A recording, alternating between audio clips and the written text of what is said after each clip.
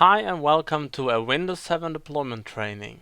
This is the Introducing, Administering and Supporting Config Manager 2007 OS deployment. This training is licensed for Dell internal training only. My name is Johan and I will be your host for the next hours to come. If you have any questions related to the training, feel free to use the training forum on the deploymentartist.com website. You can also reach me at Twitter, or you can visit my blog deploymentresearch.com. As you can hear from my accent, I'm not a native American. I live in Europe, Sweden, actually on the west coast of Sweden. I spend my days traveling around this blue planet of ours, helping customers implementing or fixing deployment solutions. And I've been doing this for a while, about 21 years now. The content you are about to review or view is built from these real-world deployments that I do on-site at various organizations in various sizes and various parts of the world. But they are very well-tested solutions, and throughout these training series, all these videos, you will learn how to create a deployment solution exactly as you would set it up in the real world. The demo environment I'm going to use throughout the training is based on Hyper-V. I have a quite nice laptop running with a bunch of VMs on it, virtual machines. 16 gigs of RAM, and I have two dual 256 gig solid state drives, and that combination actually allows me to run about 10 virtual machines at the same time on a laptop. I think that is pretty cool. We will have an Active Directory running at all time. I normally don't start my number 2 domain controller just to save some resources, but of course you should have 2 domain controllers per given domain in Active Directory. I also run DNS on the domain controller for security reasons. Then on one of the member servers named D01, we have a normal file server, but I also added in WDS and WSUS and DHCP roles into it, as well as a small database. We will of course have our config manager server, CM1. This is where we will spend most of the time throughout this training. We are running version R3 of config manager 7, and that is depending on the service pack tool platform of config manager. So this training is basically around using config manager to take us from the Windows XP platform to the Windows 7 deployment platform. And with Windows 7 deployment, things are starting to change a bit. In the XP days, a clean image, an image without the installation file, is roughly about half gig in size. But the clean 32-bit Windows 7 is almost 2 gigs in size. The 32-bit one close to 3 gigs in size, or well, 2.57 if you actually look on the media itself. Add in Office to it, a few updates, and you will see images growing easily, say 3, 4, 5 gigs in size. And this makes, for example, branch office deployments a little bit differently. So what we typically see in Windows 7 deployment projects is that we need to get content closer to the client, especially if we have a distributed environment. If we are multiple sites, we have many branch offices, etc. So I will now demonstrate my extreme MS Paint skills. So imagine we have a site, a central site here, and we have a branch office site down here, and we have, say, a 4 megabit link in between.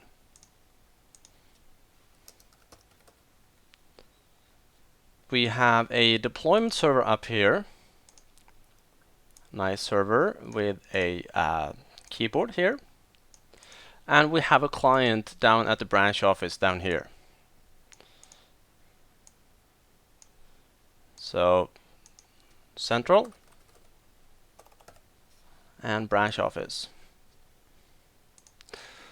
In the XP days, we could basically have an image up here at the central server, and if needed, deploy a client over the WAN link.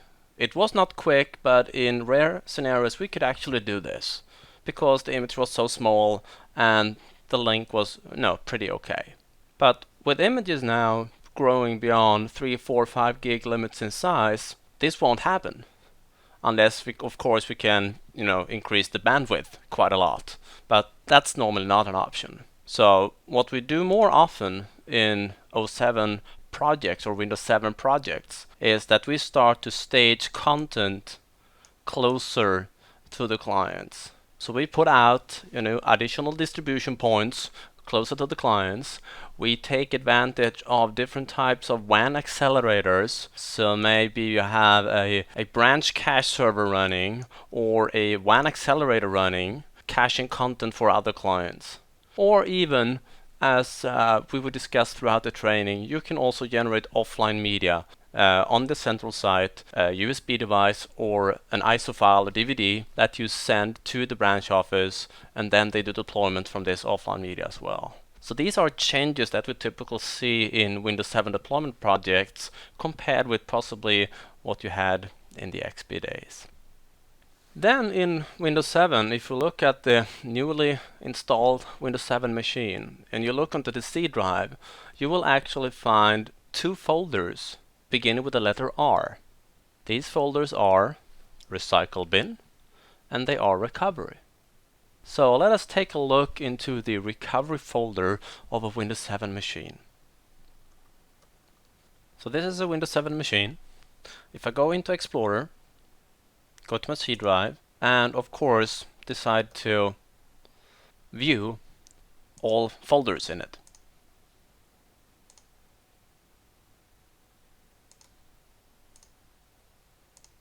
You can see I have the Recycle Bin and I have the Recovery folder. If I go into this folder, you can see a subfolder with a GUID name in it, and if you peek into that file, this is actually WinRE. This is the new Windows Recovery environment built into Windows 7. So if Windows 7 for some reason fails to boot, it will actually fail over directly into this Windows RE environment, which is basically Windows PE with a bunch of recovery tools in it. Also in Windows 7 we have offline servicing. If you go back to XP for a while, if it's Patch Tuesday and there is a bunch of new patches released from Microsoft and you have an XP image, how do you get those patches into the image? Well, you basically have to deploy it to a virtual machine, install the patches or updates, run sysprep once again, capture it to new WIM file. In Windows 7 we can actually mount the image on the server, inject the updates and close it. So instead of a 30-minute operation, it's the 30-second operation. It's still command line utilities in the current versions of Config Manager, but we can script this if you want to automate it.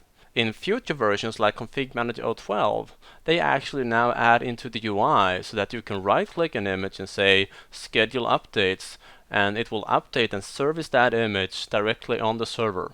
So with 07 and MDT 2010, we actually still do, like we did in the XP days, we have a build and capture process that will update and patch our images. But as we are going to demonstrate throughout this training, everything is automated, and we try to do as much automation as we possibly can when deal with generating reference images. Then in Windows 7, at least the nicer editions, Enterprise and Ultimate, we have BitLocker.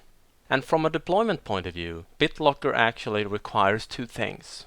First, the TPM chip on the machine needs to be enabled, and that will also require you to set a password in the BIOS.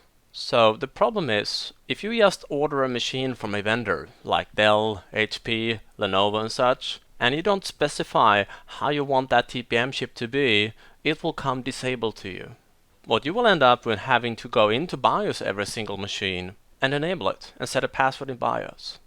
So this is where you find the new technician on the department and assign him or her the task to run around to every single PC into the BIOS and do these changes. Or could it possibly be that you actually can do this as part of your deployment process? Well, it depends. If you are buying machines from the big guys, Dell, HP, Lenovo and such, they actually have utilities that allows you to enable TPM and set the BIOS password and do other BIOS configurations as part of the deployment task sequence.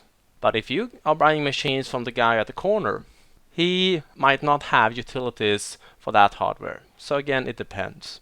Secondly, BitLocker also requires multiple partitions. This is something we simply enable in the deployment process. So we configure the sequence to do these multiple partitions for the machines actually needing it, and then we skip it for the machines not needing it, like virtual machines. So speaking of partitioning, how is the default disk partitioning in Windows 7 deployments? Well, let me go back to the Windows 7 image I had and start Disk Manager.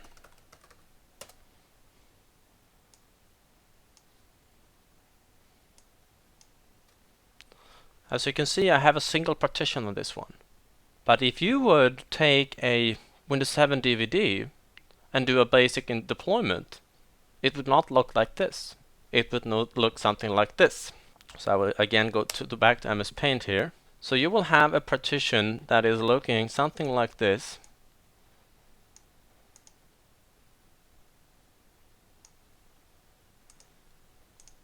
Where you have a 100 megabit partition in the beginning,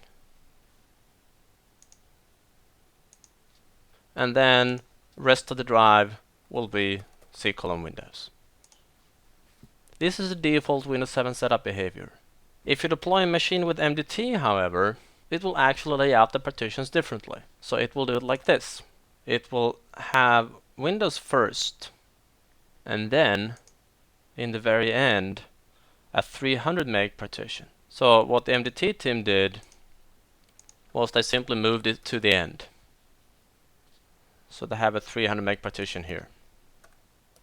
The reason they did this was because the first combination was one of the main reasons a deployment actually failed in Windows 7. Because normally you would take a deployment solution and you would take the image and dump it to disk 0 partition number 1, which possibly could be this, utility partition here. And you don't need to go to any higher education to realize it's difficult to take a 4 or 5 gig image and try to make it fit on a 100 meg partition. So that actually caused refresh scenarios to blow up. So to avoid that, the MDT team decided to, alright, let's put it in the end so that we never run into a scenario where we try to deploy a large image into a small partition. But that led actually to other problems, because having a partition in the end doesn't allow you to, for example, extend the drive if you wanted to. Normally that is not a client problem for client machines, because you don't simply partition only like half of the drive because you want to extend it in the future. You simply partition all the drive at first. But it could be a problem for VDI solutions, where you maybe buy 40 gigs of SAN for a virtual machine, and then later you want to extend it. So how do we work this one out? Well, it turns out to be very easy. In MDT, or throughout Config Manager and throughout these trainings, most of the settings that we do is done through a single text file. The custom settings in the file, the settings package in Config Manager, and the rules file in MDT Light Touch. And for example, in that text file, I can specify this variable. Do not create extra partition equals yes. This variable I will assign for all my virtual machines, and for all my physical machines I would simply say no or just delete it, because the default settings is actually no. So I can very easily change this behavior to only create a single partition for VDI machines and multiple BitLocker partitions for machines capable of BitLocker, because we cannot simply run BitLocker inside a virtual machine. The deployment solutions we are going to use, they all use other infrastructure in the background, like Windows IKE version 2. Windows IKE version 2 is the core deployment tools, the plumbing available in Windows that you can download from Microsoft Downloads. And these utilities enables deployment, but they are not the solution. MDT and Config Manager, as I said, they will use these tools in the background. So if you are lucky, you never ever have to play with these tools. But as a deployment specialist, it's nice to know them, because sometimes you need to work with these tools directly, for example, when doing advanced troubleshooting on the machines. So in the WIKE tools, in the version that we are using for Windows 7 deployments, Microsoft decided to replace a few of the older utilities like Package Manager, pimg, and Intel CFG with a single utility for offline servicing, DISN. They also created a utility, BCD-boot, that simplifies the creation of the actual boot record that Windows 7 has. So there is no need to do all these BCD edit commands anymore just to create a single boot record. They can still be used, BCD edit, for advanced configurations, but BCD boot is much simpler to use. Then in version 2, Microsoft also decided to create a new version of the filter driver, and it was basically to support multiple read-writes of WIM files and to work around a few bugs that has been submitted to the previous version. For example, if you did massive changes to WIM file, in some scenarios those changes actually were lost. So now they added additional checks to make sure they always get the content right, all the content written down when you commit the changes to an edit that you have done. The downside of the new filter driver is that it's about 10 times, not percent, 10 times slower than the previous version. But that's simply a downside that we have to work with. There is no workaround for that. Secondly, and I would say more importantly, is that the new version is very sensible for open file handles. So you will end up in, sometimes when you do a commit of the changes you have done, the cleanup process will fail. So how do we work around that? Well, simple as this. Remember to close all the Explorer windows before committing the changes into the Vim. That way the cleanup process will not fail. And by the way, you will learn to do this after the process has failed 10 times for you. But just remember to close the windows, then you do the commit, and then you should be good. Windows IKE also contains WinP version 3, Windows PE version 3, and this is used for deploying our Windows 7 machines and Windows Server 2008 R2 if needed. I actually use this version still even with Service Pack 1 of Windows 7, even though there is a later version of WinP available. It turns out that, for example, MDT don't really like the new version. There are some limitations around how it can be used. So since WinP version 3 works fine to deploy Windows 7 SB1, I do that and I recommend you too. Then also in WIKE we have UseEmpty version 4. And some of the new features in UseEmpty version 4 is the use of hard links. So when we do refresh scenarios where we back up a machine, apply a new image and restore it, but we have the backup locally the whole time, hard links is basically just shuffling the data around on the drive without moving the data from where it is on the sectors on the drive. So it doesn't matter if you have like 3 gigs of backup or 300 gigs of backup, the backup time is still the same. UseEmpty simply create a linked tree to the file system, and then it wipes the drive, but not that linked folder or the links in the folder, applies the new image and restore the links afterwards. So it's a very beautiful process. UseEmpty 4 also supports offline migration. MDT and Config Manager by default doesn't, but the platform does. WinP does. With the rare exception of, but actually if you add the UDI components, that we will look into later when we do advanced customizations, they actually have an option in there for Config Manager to do offline support, offline migration, offline backup. And UseEmpty version 4 also supports volume shadow copy so that it can actually snap shadows or snapshots, create snapshots of open files during a backup. Another plumbing tool is the Windows Deployment Services. So Windows Deployment Services can install operating systems as well. Don't do that. Windows Deployment Services is a very poor excuse for a deployment solution. But WDS has some important pieces that we take advantage of when we do the light touch deployments and when we do config manager deployments, like Pixel support and multicast. So Pixel support is of course to allow us to do network deployments efficiently without having to run around with a USB media or a CD or DVD media to start the deployment. We can basically just go to any machine, hit F12 and start a deployment. Then we have multicast support. And multicast support is not so much about speed, it's more like being very efficient. For example, if I go back to my WordPad here,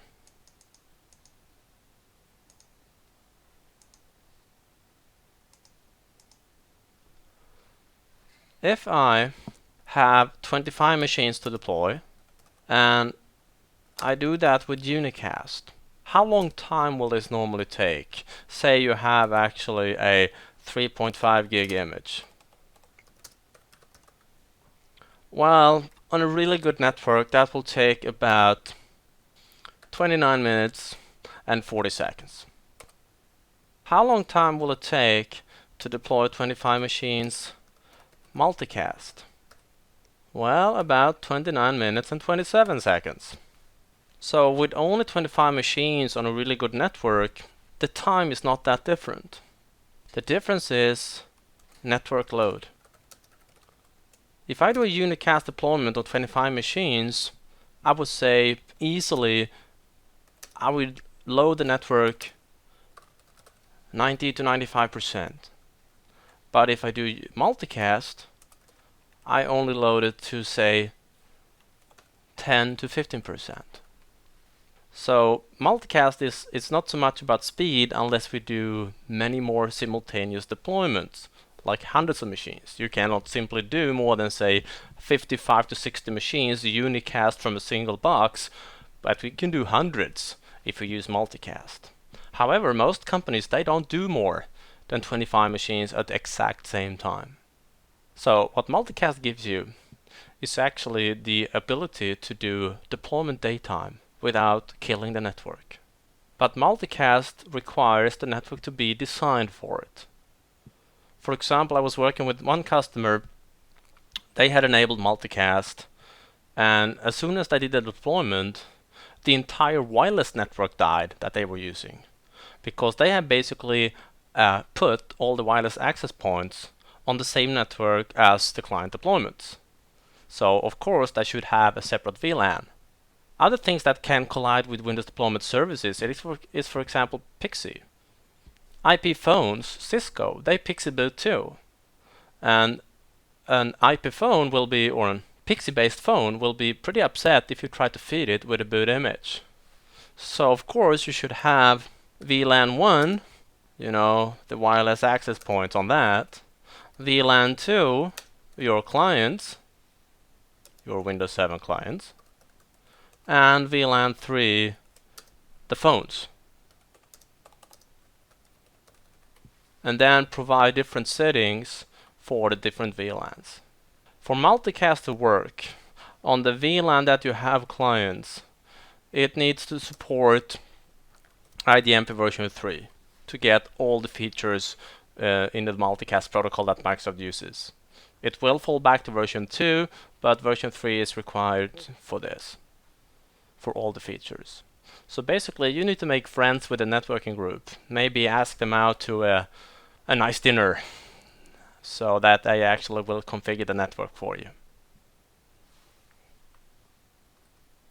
So we steal the good parts of Windows Deployment Services, and we don't use it for installations of Windows. We will use MDT and Config Manager for that. But you should know that the MDT and Config Manager in the background will use Windows Deployment Services, but again, only the good parts of it. That leads us to the deployment solutions as well. The toolkit that we are going to use has two different parts in it. Most of the parts, or these parts, are sharing the same processes and scripts and code and such, but they are individual solutions. So Light Touch we will use to create a reference image, and the real requirement for Light Touch is basically a shared folder on a server, or even a client, but I recommend a server. And then if we have Config Manager, which we do in this training, we will extend it, adding the Zero Touch components on top of it. So we will get about 100 plus additional deployment features on top of Config Manager. We will get a development framework for deployments, and we will get what I will come back to as dynamic deployments. Very easy ways of assigning different settings so that we don't need to have like static images and static settings for a sequence, but rather can have a depending on type of configuration. For example, I deploy this image to this hardware, specific settings for specific applications. I deploy an image to a specific department, some more applications and some other settings. I deploy an image to a specific site, other settings, other applications, etc. So a very rich way of actually dynamically changing the settings when we deploy our clients. But no matter the decision of solution here or what solution we are using, they are all using Windows IKE, Windows Deployment Services in the background. And hopefully you don't actually need to go around and play with these tools directly. You can just leverage and use the solutions as they are.